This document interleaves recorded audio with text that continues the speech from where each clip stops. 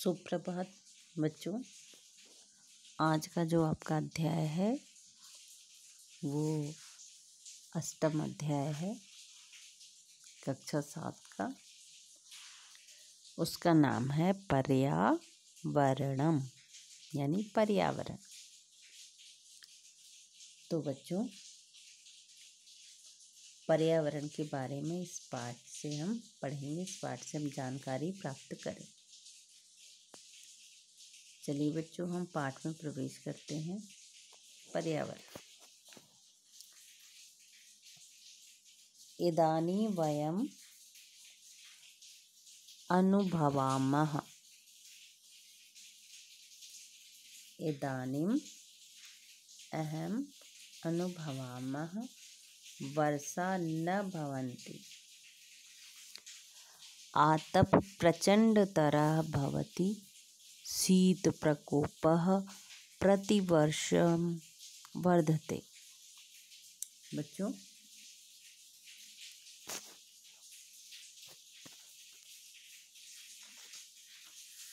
यानी इस समय हम सब महसूस करते हैं कि यथा समय वर्षा नहीं होती है, गर्मी भयंकर होती है और ठंड का प्रकोप प्रतिवर्ष बढ़ता है जब समयानुसार वर्षा नहीं होती।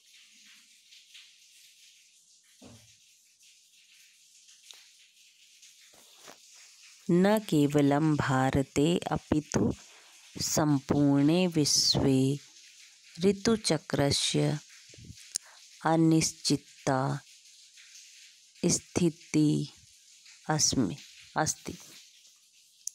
यानी बच्चों, यह केवल भारत में ही नहीं अपितु संपूर्ण विश्व में मौसम के चक्र की स्थिति अनिश्चित है। यानी इसका कोई समय निश्चित नहीं है।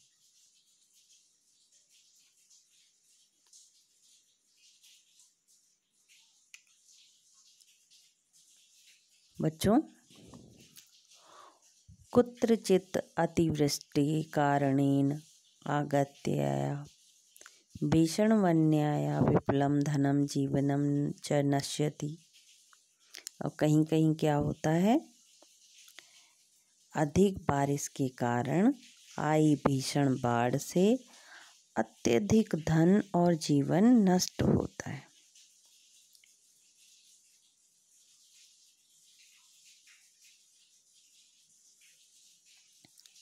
कंचित अधिका हिमपातः जनजीवनं त्रास्यति। और कहीं कहीं अधिक अनावृष्टि के कारण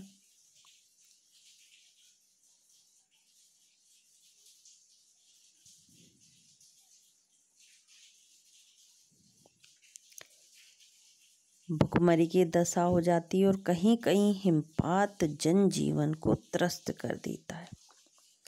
यानी परेशान हो जाते हैं हम अधिक हिमपात के कारण, अधिक बर्फ गिरने के कारण।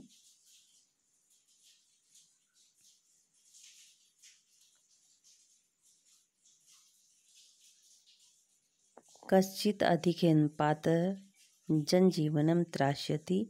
प्रकृते एतादृशे परिवर्तने सर्वे प्राणिनः पीड़िताः सन्ति। वैज्ञानिकाश्च चिंतिताः। यानी कहीं कहीं हिमपात यानी जब बर्फ ज़्यादा गिर जाती है तो जनजीवन अस्त व्यस्त हो जाता, दुखी हो जाते हैं, त्रस्त हो जाते हैं। प्रकृति के ऐसे परिवर्तन से जो सभी प्राणी पीड़ित और वैज्ञानिक भी चिंतित हैं कि प्रकृति में ये परिवर्तन, ऐसे परिवर्तन क्यों हो रहे हैं।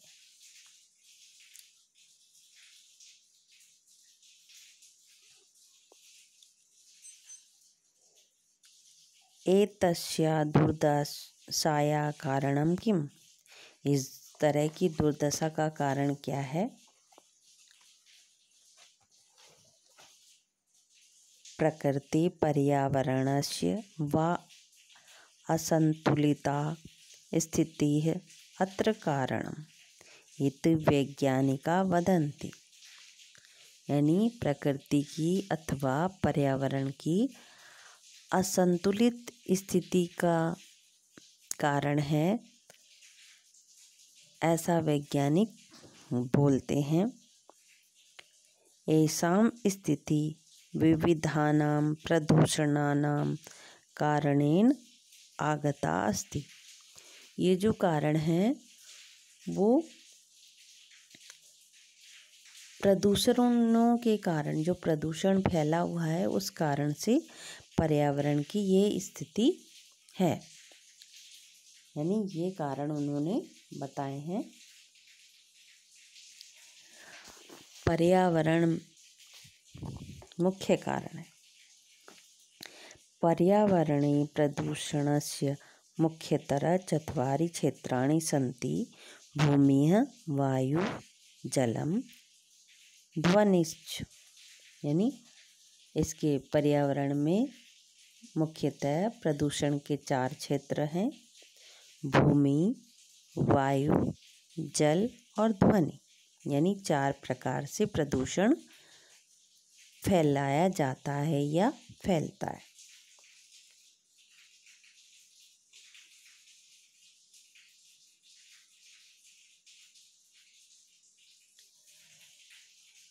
सस्य क्षेत्राणां वा स्थलानां उद्योग केन्द्राणां च कृते वृक्षाणां वनानां च कर्तनं निरन्तरं भवति। यानी बच्चों, ये जो पर्यावरण प्रदूषण है वो किस प्रकार होता है? सस्य क्षेत्राणां, फसली खेतों, रहने के लिए स्थानों और औद्योगिक केंद्रों के लिए वृक्षों का काटना निरंतर होता है। इन सभी के कारण हम पेड़ों को लगातार काट देते हैं, काटते रहते हैं।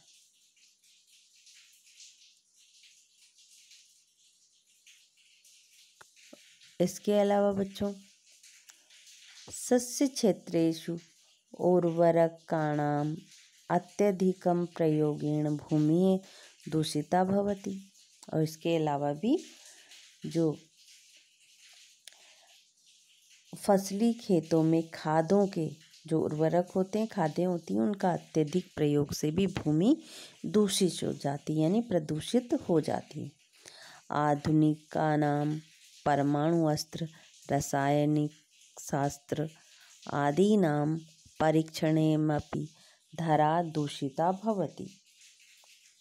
यानी बच्चों, आधुनिक समय में परमाणु अस्त्रों, रासायनिक अस्त्र आदि के परीक्षण से भी धरा यानी पृथ्वी दूषित होती है।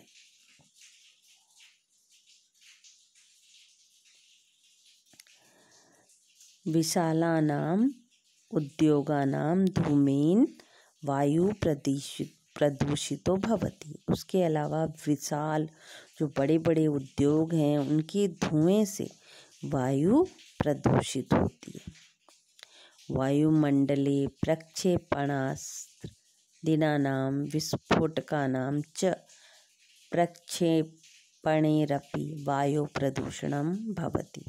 उसके अलावा बच्चों, वायुमंडल में प्रक्षेपास्त्र आदि और विस्फोटकों के प्रक्षेपण से भी वायु दूषित होती है, यानी वायु में गंदगी फैल जाती है, यानी प्रदूषण होता है। उसके अलावा नगराणां मलिन पदार्थानां नदीषु निष्कासनेन उद्योगेभ्यः विषाक्तानाम् अवशिष्टानां क्षेपणेन च जले प्रदूषणं वर्धते। इसके अलावा बच्चों, नगरों के गंदे पदार्थों के नदियों में निकालने से जो नगर के गंदे पदार्थ होते हैं, जो नाले होते हैं, उनको नदियों में निकालने से और उद्योगों में से विषाक्त जो चीज़ें आती हैं उनके फेंकने से जल प्रदूषण बढ़ता है, जल प्रदूषित हो जाता है।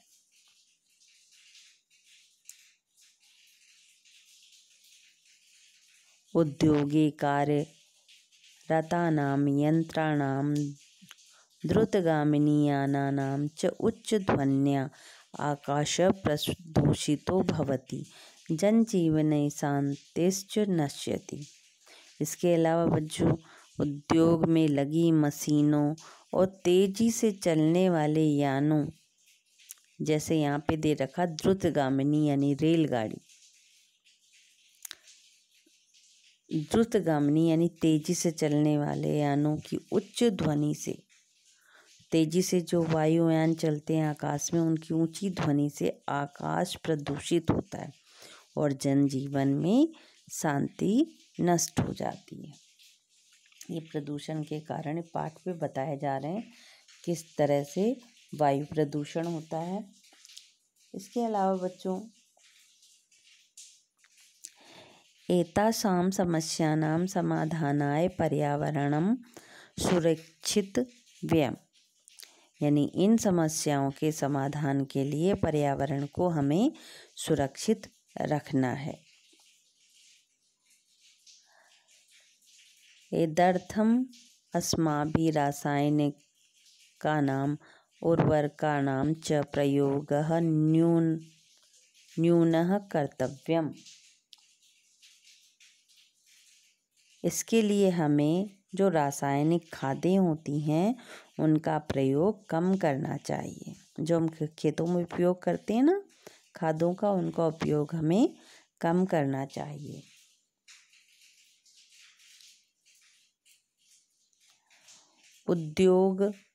उद्योगे यानानां च धूमः परिष्कृतः स्यात्। उसके अलावा उद्योगों में जो चिमनियाँ ऊंची जो चिमनियाँ होती हैं वो ऊंची होनी चाहिए, जिनसे धुआं निकलता है बच्चों, वो उद्योगों की चिमनियाँ ऊंची होनी चाहिए।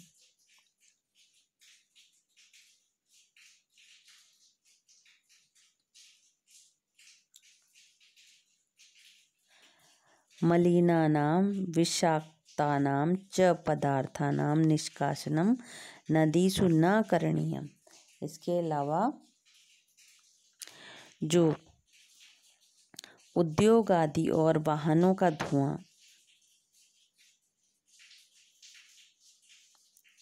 उसके अलावा जो मलिन पदार्थ हैं, गंदे पदार्थ हैं, उनका निष्कासन नदियों में नहीं करना चाहिए।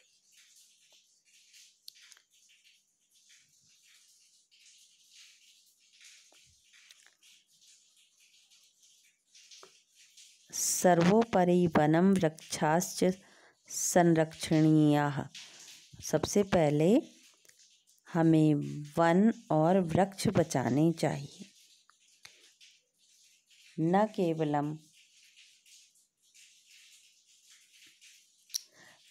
केवलम एतत् अपितु वृक्षारोपणम् अपि करणीयम्। न केवल यह कि अपितु पेड़ों को भी लगाना चाहिए, यानी पर्यावरण वृक्षों को बचाना चाहिए, साथ साथ पेड़ों को भी लगाना चाहिए। स्वयं मलिनताया वृद्धि न कर्तव्या तथा च तस्य परिष्कारे सहयोगः करणीय, यानी स्वयं गंदगी की वृद्धि नहीं करनी चाहिए, यानी गंदगी नहीं बढ़ानी चाहिए, और दूर करने अथवा उसके शुद्ध करने में सहयोग करना चाहिए, उसके उपाय करने चाहिए। यानी उसको स्वच्छ रखने के लिए हमें बराबर कोशिश करनी चाहिए।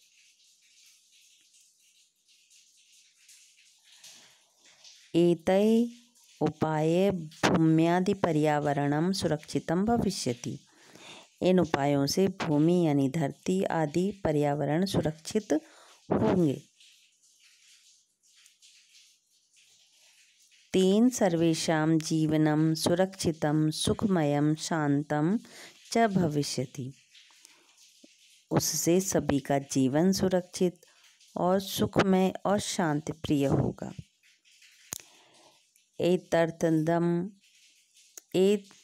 एतद अर्थमेव प्राचीनः ऋषिः उक्तवन्तः। यानी इसी के लिए जो प्राचीन ऋषियों ने कहा है, क्या कहा है? ये कहा है, ओम द्यो शांति अंतरिक्षम शांति पृथ्वी शांतिरापः शांतिरोषधय शांति वनस्पतय शांति विश्वे देवा शांति ब्रह्मा शांति सर्व शांति शांतिरेव शांति सामां शांतिरेधि ओम शांति ही शांति ही शांति। यानी पुराने जो ऋषिगण थे उन्होंने ये कहा है कि हे ईश्वर, द्युतलोक में शांति हो, अंतरिक्ष में शांति हो, पृथ्वी पर शांति हो, औषधियों में शांति हो, वनस्पतियों में शांति हो, विश्व में शांति हो, पूरे ब्रह्मांड में शांति हो, सब जगह शांति ही शांति हो, मुझ में भी शांति स्थापित हो। ओम शांति ही शांति शांति। इस तरह से बच्चों हमें पर्यावरण में को सुरक्षित रखने में का ध्यान रखना चाहिए कि किस तरह से हमारा पर्यावरण सुरक्षित रह सकता है। और